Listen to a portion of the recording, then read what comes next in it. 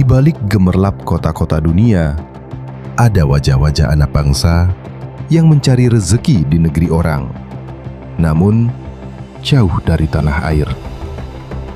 Mereka menghadapi beragam tantangan, dari masalah hukum, diskriminasi, hingga kasus pidana. Pertanyaannya, siapa yang melindungi mereka? Inilah kisah tentang perlindungan WNI di negeri orang.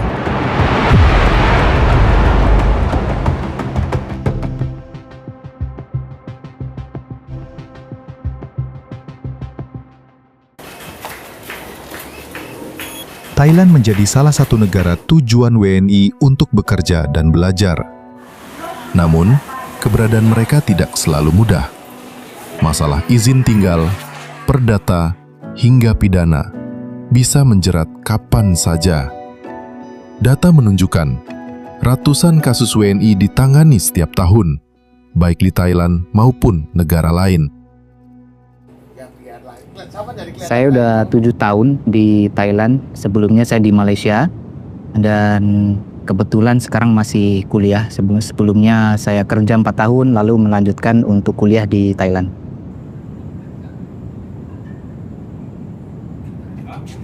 Saya memang ditugaskan ke sini. Ini sudah negara ketiga saya ditugaskan di sini sebelum nanti berpindah lagi. Kalau saya sih dulu sebenarnya awalnya gara-gara project ya, gara-gara project, terus karena ditugasin projectnya untuk negara Thailand, terus ditawarin mau ke sini apa enggak, ya nggak apa-apa gitu. Ini yang membuat kita juga kalau dibilang betah. Tetapi yang menurut saya kalau kerja di luar negeri, yang penting itu circle-nya, di luar pekerjaannya. Karena kalau kerjaan, ya kita juga berhubungannya bukan dengan orang Indonesia kan, berhubungan dengan orang luar. Tapi begitu ini kalau ngomongin kangen keluar, kangen rumah, minimal saya kalau di sini ngopi kayak di rumah gitu. Untuk Thailand paling ketilang ya di jalan.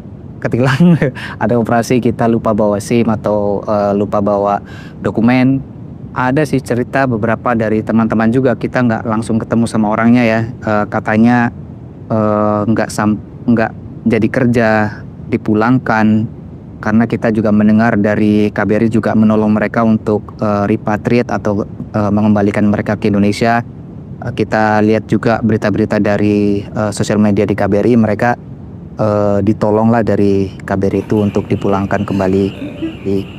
Thailand ini kan buat orang Indonesia kan gampang sekali datangnya kan.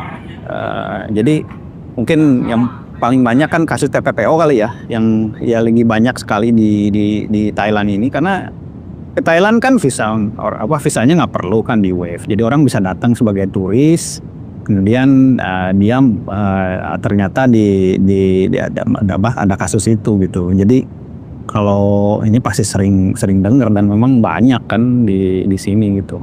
Sebenarnya yang perlu dipersiapkan sebelum berangkat gitu, dokumennya apa aja nih gitu. Udah semuanya udah list down, udah company-nya oke, dari kitanya oke, Thailandnya juga oke, bisa kerja segala macam udah siap, baru kita dapat green lights gitu buat berangkat. Tapi kalau misalnya sebelum itu ada, sebenarnya agak ngeri juga. Tapi karena itu udah di awal udah di-clearkan, jadi ya masih aman sih alhamdulillah gitu.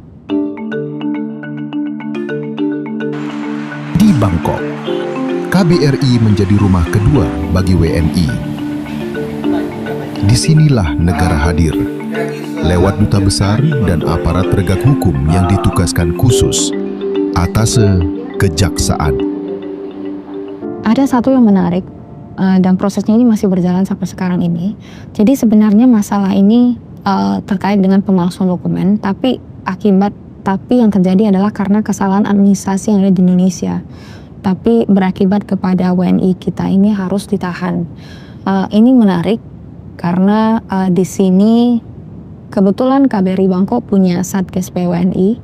Jadi kami di dalam Satgas ini kami bekerja sama. Jadi atas kejaksaan, atas imigrasi, atas polisi, atas riset, kemudian dengan fungsi protokol dan konsuler, kami bekerja sama bagaimana caranya agar kita bisa menyelamatkan WNI ini. Pengalaman ini kenapa menarik buat saya, karena sebetulnya kita kasihan, prihatin kepada WNI kita ini, karena ya dia berada dalam penjara, tidak bisa berbahasa, kemudian akses untuk beribadah itu tidak ada. Jadi kita cukup prihatin, dan ini yang sekarang sedang kita kerjakan, yang kami kerjakan untuk membebaskan WNI ini. Mudah-mudahan dalam waktu dekat kita bisa segera memulangkan yang bersangkutan. Kami mempunyai Satgas pelayanan dan juga khususnya adalah pelindungan warga, yang di dalamnya ada berbagai unsur yang ada di KBRI.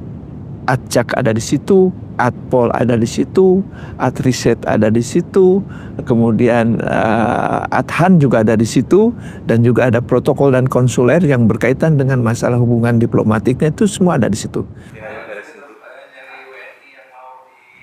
Jadi dalam kerjasama dalam satu tim itu terpadu kita melakukan. Ketika hal-hal yang berkaitan dengan proses-proses hukum, tindak lanjutnya dan bagaimana supaya memudahkan pelepasan dan bagaimana supaya proses-proses hukum tidak menjadi kekakuan di dalam menyelesaikan pelindungan itu, di sini Atcak mempunyai peranan yang sangat besar melalui konteks, melalui jalur-jalur partnership dengan mitra kerjanya, maka Atcak bisa mempercepat proses-proses itu. Begitu juga dalam konteks pihak keamanan, dalam ini adalah Adhan, di mana memang situasi di perbatasan itu mau tidak mau namanya juga ada situasi yang di luar normal, ada suatu konteks ketidakamanan lah dalam konteks politik dan keamanan secara nyata di lapangan, ya memang harus ada perhatian khusus dari pihak Adhan, karena itu memastikan untuk memudahkan koordinasi dengan pihak-pihak mereka. Juga demikian dari Atpol, dari kekonsuleran dan lain-lain, dan itu adalah suatu keterpaduan di dalam melaksanakan tugas, dan Atcak salah satunya yang mempunyai peranan yang besar di dalam proses penanganan hukum.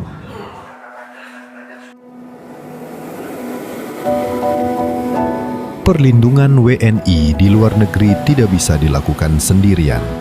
Kerjasama antar negara menjadi kunci dalam penegakan hukum.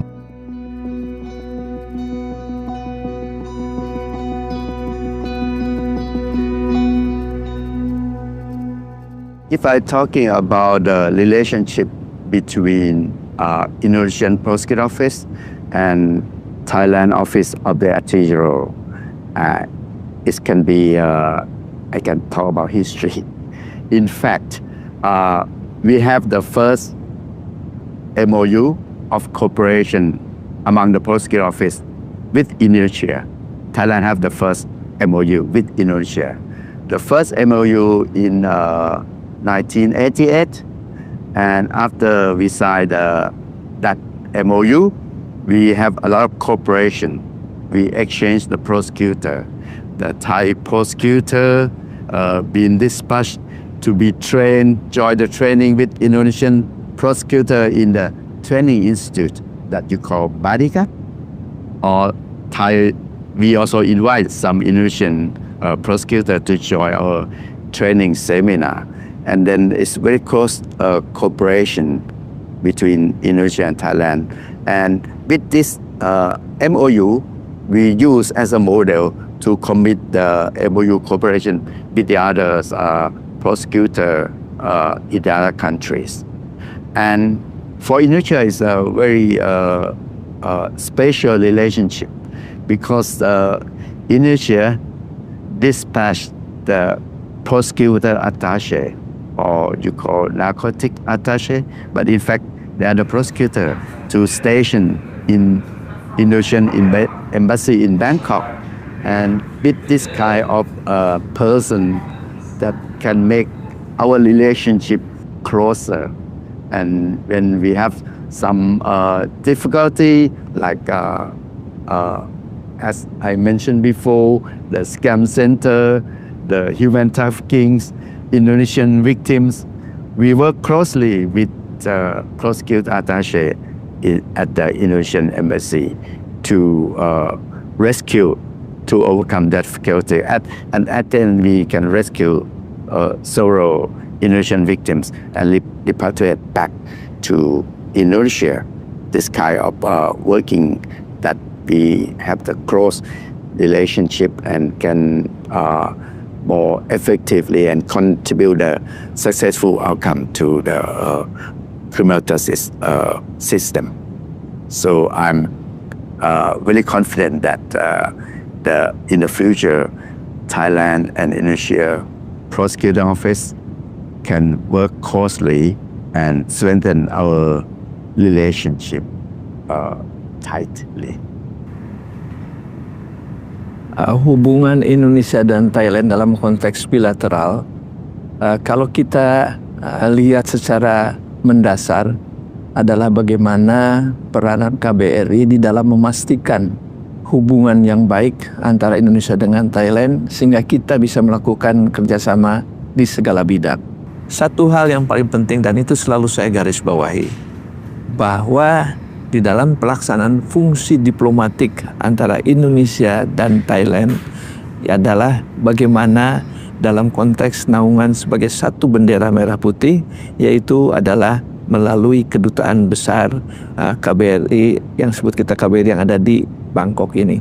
Nah, kalau ditanya bagaimana peranan dari atas kejaksaan di dalam pelaksanaan perlindungan itu, ya tentu memiliki peranan yang signifikan. Bukan hanya di Thailand, Atase Kejaksaan juga hadir di berbagai belahan dunia. Dari Singapura, Riyadh, hingga Hong Kong. Mereka menjadi garda terdepan dalam perlindungan hukum bagi WNI. Pada waktu itu, bawa pulang hidup-hidup Satinah, ya, warga negara Indonesia dari Jepara yang diduga melakukan, bukan diduga, memang sudah diputus oleh pengadilan membunuh majikan. Dan waktu itu sudah ada proses diat sebesar 7 juta rial, atau kalau dikonversi lebih kurang ya, pada waktu itu sekitar 22 miliar.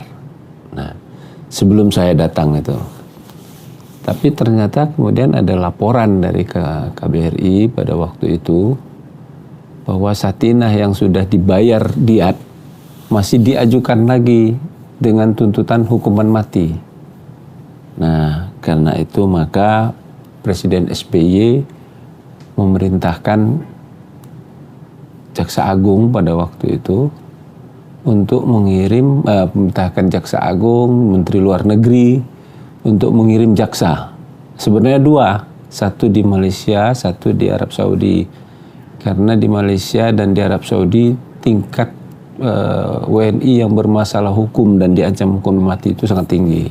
Nah, hal yang pertama sampai di sana saya bongkar dokumen-dokumennya tentang Satinah, apa-apa yang sudah dilaksanakan, dan saya pelajari KUHAP-nya, hukum acaranya. Kita hadir ke sana mensupport Kementerian Luar Negeri dalam rangka memberikan perlindungan kepada warga negara Indonesia sebagai bentuk kehadiran negara. Alhamdulillah dengan kesamaan visi, kesamaan misi, kita full support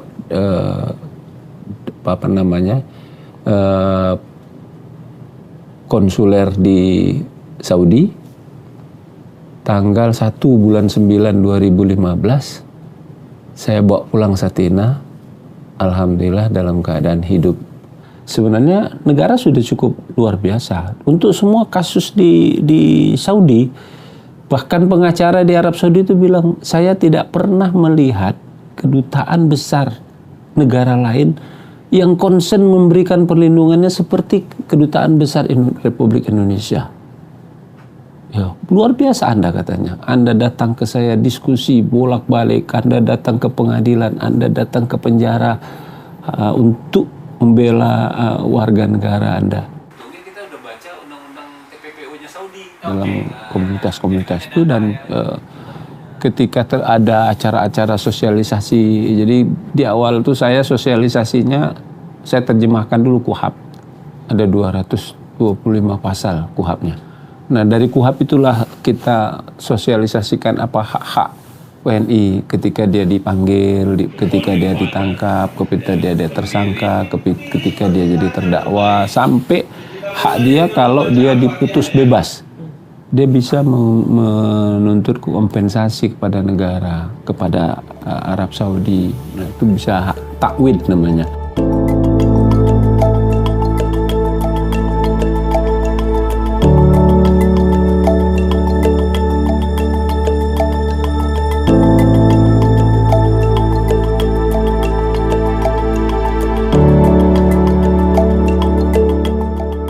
Keberadaan atas kejaksaan, kalau berbicara dalam konteks Hong Kong, kebetulan Pak Konjen itu membentuk sebuah satuan tugas yang namanya Satuan Tugas Perwakilan Perlindungan Terpadu, yang di dalamnya merupakan sinergi atau kolaborasi dari berbagai macam fungsi yang ada, kejaksaan, kepolisian, imigrasi, ketenagakerjaan, dan tentunya di bawah koordinasi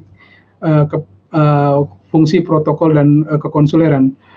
Kita bekerja bersama-sama melakukan bagiannya, karena sebuah masalah nggak mungkin bisa dilihat hanya dari satu perspektif saja, perspektif hukum saja, tidak bisa begitu, karena ini melibatkan banyak masalah. Orang yang ditangkap dari majikannya misalnya, ada berarti hak-haknya belum diselesaikan, begitu kan? Nah, hak-haknya belum diselesaikan itu adalah ranahnya ketenagakerjaan. Dia pasti berhubungan dengan masalah, misalnya setelah ini izin tinggalnya bagaimana, itu imigrasi. Terkait dengan kejaksaan mungkin berbicara masalah kasusnya, substansi kasusnya dan proses yang harus mereka jalani. Kalau memang mereka mendapat laporan terkait dengan permasalahan ini, ada akar permasalahan di Indonesia, ada juga konsul kepolisian. Jadi kita bekerja bersama-sama. Nah, keberadaan atas kejaksaan di dalam konteks itu, saya lebih sepakat dengan istilah, bukan nyaman dengan konsul kejaksaan, tetapi lebih sepakat dengan istilah bagaimana kita memberikan sebuah nilai tambah pada kolaborasi yang sudah ada, sehingga keberadaan kita bermanfaat gitu untuk menambah kolaborasi itu. Orang-orang di dalam penjara nggak semuanya jahat, tetapi ada kebanyakan mereka nggak tahu. Dan inilah kesempatan kita untuk membantu saudara-saudara kita. Jadi ini pekerjaan yang sangat menantang tapi menyenangkan bagi saya, karena kesempatan kita untuk melayani sesama. Baru kemarin saja saya ada kesempatan, ada sebuah seminar penyuluhan hukum bersama-sama dengan teman-teman. Saya menjelaskan sebuah paparan dengan sebuah tema yang sangat sederhana, yaitu adalah jika saja saya tahu. Karena kalau kamu nggak tahu, kamu bisa ngambil keputusan-keputusan yang salah dan keliru. Yang kita bisa lakukan adalah menjalin sebuah hubungan yang baik. Hubungan yang baik, baik secara formal maupun secara informal, yaitu hubungan antara personal, antara kita dengan rekan-rekan kita yang ada, misalnya dari correctional service, dari kepolisian, dari DOJ, itu DOJ adalah Department of Justice-nya Hong Kong. Kalau kita menganukan jalur formal, ini baru kemarin beberapa kita coba, mungkin untuk bisa mengeluarkan sebuah data ke kita perlu 1 bulan waktunya. Berapa sih warga negara kita yang ada di tahanan di penjara misalnya, perlu 1 bulan. Tapi dengan hubungan informal, kita bisa mereka cuma bisa mengatakan kita, oke, kalau saya persurat ke kamu, itu perlu 1 bulan. Tapi kalau kamu catat aja apa yang saya katakan, sekarang pun saya bisa. Nah, hal-hal itu yang dibangun melalui komunikasi person to person, dan itu yang kita lakukan. Tetapi 2 hal itu sama-sama penting. Formalnya penting, yang non formalnya juga berjalan. Dan di sisi-sisi inilah kita membangun sinergi, membangun kerjasama.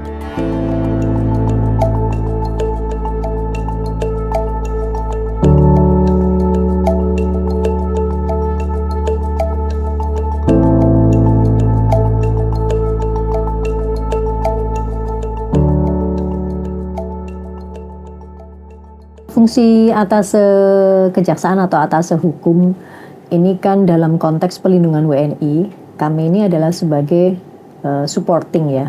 Fungsi kami adalah membantu atau mendukung apa yang dilakukan oleh kantor perwakilan sebagai bagian dari misi diplomatik, yaitu melakukan pelindungan terhadap WNI yang ada di luar negeri.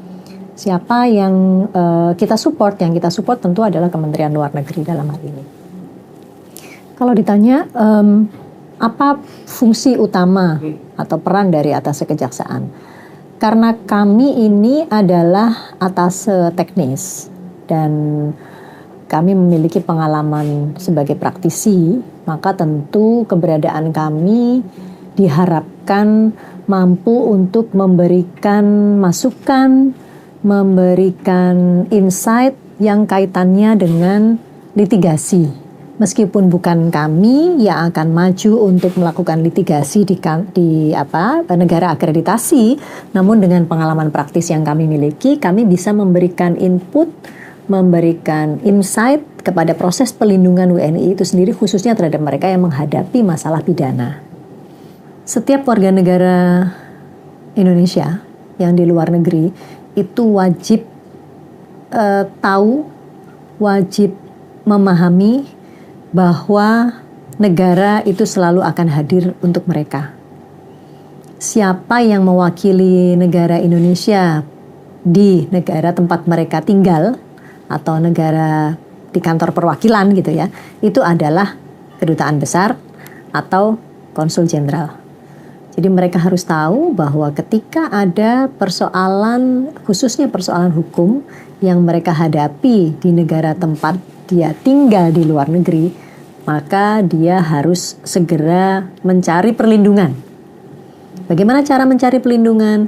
KBRI di seluruh dunia itu dia punya website yang sangat informatif, dan saya yakin bahwa saat ini semua warga kita, terutama yang bekerja di luar negeri, mereka melek teknologi ya. Jadi mereka bisa mencari tahu. Kalau memang tidak bisa mengakses website, setidak-tidaknya mereka harus mengenal siapa yang menjadi biasanya di mereka itu ada kelompok-kelompok gitu ya, ada komunitas. Nah, siapa yang menjadi pimpinan komunitas kemudian mengkomunikasikan apa yang menjadi persoalan mereka. Stakeholder yang terkait dengan atase hukum adalah AGC Singapura ya, atau Kejaksaan Agung Singapura. Bagaimana mereka membantu kinerja kami? Mereka sangat welcome terhadap keberadaan atase kejaksaan. Bahkan salah satu yang mensupport ditempatkannya atase kejaksaan di Singapura adalah AGC of Singapore. Oleh karena itu keberadaan kami di sana untuk kami kemudian bisa menyelami sendiri seperti apa dan kemudian mengkomunikasikan kepada pemerintah RI, sehingga tidak ada lagi misinterpretasi atau asumsi-asumsi yang akan justru ke depannya menghambat apa yang menjadi misi Indonesia ya. Tidak hanya di dalam proses pelindungan WNI, tapi juga fungsi-fungsi yang lain yang berkaitan dengan fungsi kejaksaan. Setiap negara punya tantangan berbeda. Namun, misi utamanya sama. Memastikan warga negara terlindungi dimanapun mereka berada. Pengalaman para atase kejaksaan di lapangan menunjukkan betapa pentingnya perlindungan itu. Dan agar setiap langkah benar-benar efektif, arahan menyeluruh dari Kementerian Luar Negeri, khususnya Direktorat PWNI, menjadi fondasi yang menjaga keberlanjutan perlindungan bagi mereka.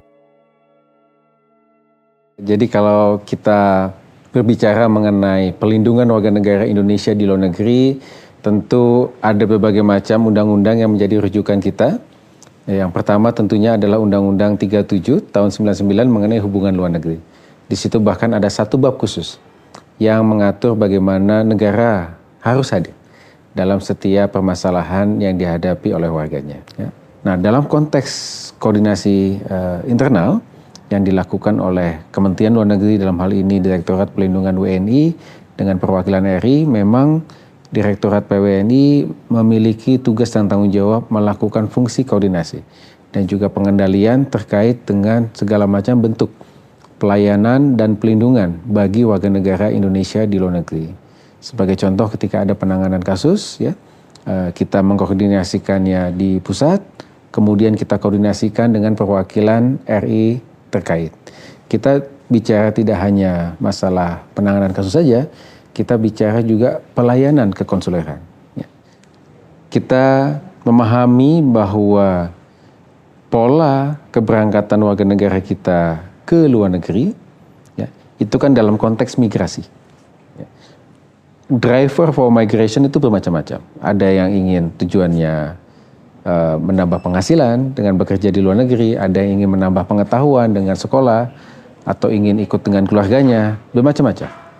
Namun inti masalahnya atau inti yang harus diatasi bersama adalah bagaimana kita, negara, dan seluruh stakeholder yang ada bisa membangun apa yang kita sebut sebagai koridor aman migrasi.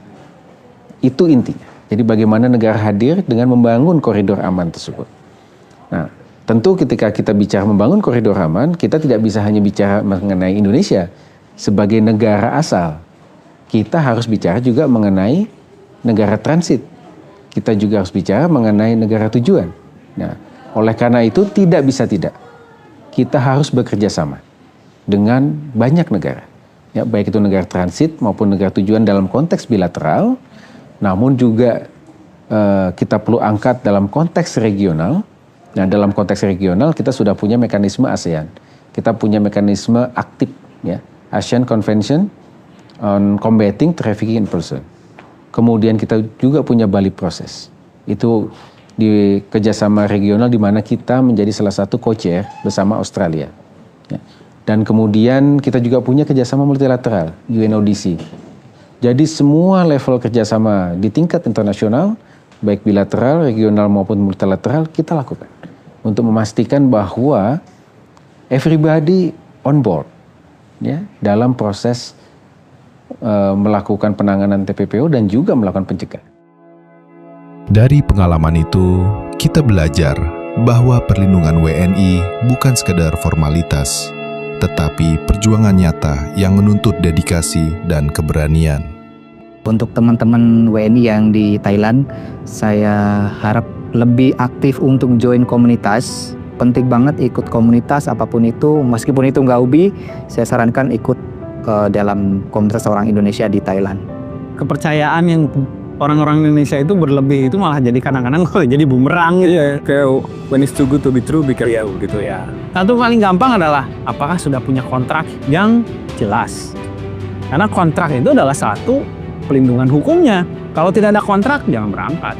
Ketika kamu tahu hukum, maka pekerjaanmu, kamu jauh-jauh dari Indonesia ingin mencari nafkah di sini, itu bisa menyenangkan, itu bisa tenang, begitu, itu bisa terlindungi. Jadikan kita juga teman, jadikan kita sahabat untuk saling diskusi, gitu. Mengetahui hukum bukan menyeramkan, tetapi membuat hidupmu tenang dan damai. Para acak yang bertugas di KBRI Bangkok selalu aktif dalam meningkatkan hubungan kerjasama itu, baik di dalam sifat-sifatnya yang berupa kedinasan, dan yang tidak kalah pentingnya adalah bagaimana memelihara komunikasi silaturahmi itu.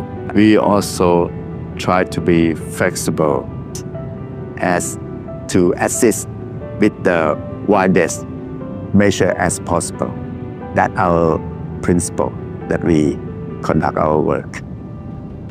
Nah, sekali lagi kami mengajak, ya, semua stakeholder, semua kepentingan lembaga, dalam hal ini Kejaksaan Agung yang sangat-sangat terkait erat dalam proses memberikan pelindungan hukum, ya, bagi warga negara Indonesia di luar negeri, terutama melalui atas hukum dan juga atas kejaksaan yang ada, kita lakukan kerjasama itu untuk memastikan bahwa negara hadir dalam satu kesatuan untuk pelayanan dan pelindungan yang lebih baik bagi masyarakat. Negara sangat concern di dalam melindungi hak-hak hukum mereka. Dan oleh karena itu, ada atas kejaksaan yang ditunjuk mendampingi fungsi pelindungan WNI yang dilakukan oleh kantor perwakilan di luar negeri. Kita hadir di sana bukan sekedar untuk jabatan, tetapi karena kepedulian dan keterpanggilan untuk memberikan perlindungan kepada WNI dari aspek hukum. Ketika WNI sedang menghadapi masalah, negara harus hadir. Bukan untuk mengintervensi hukum yang sedang berjalan, tetapi kita memastikan agar hak-haknya dapat dipenuhi. Dan syukur-syukur kita bisa membantu WNI tersebut supaya mendapatkan proses hukum yang adil. Mereka bekerja dalam sunyi, jauh dari sorotan. Atase kejaksaan, garda terdepan pelindungan hukum WNI di negeri orang. Dan menjawab satu pertanyaan penting. Apakah negara benar-benar hadir untuk rakyatnya? Jawabannya adalah ya.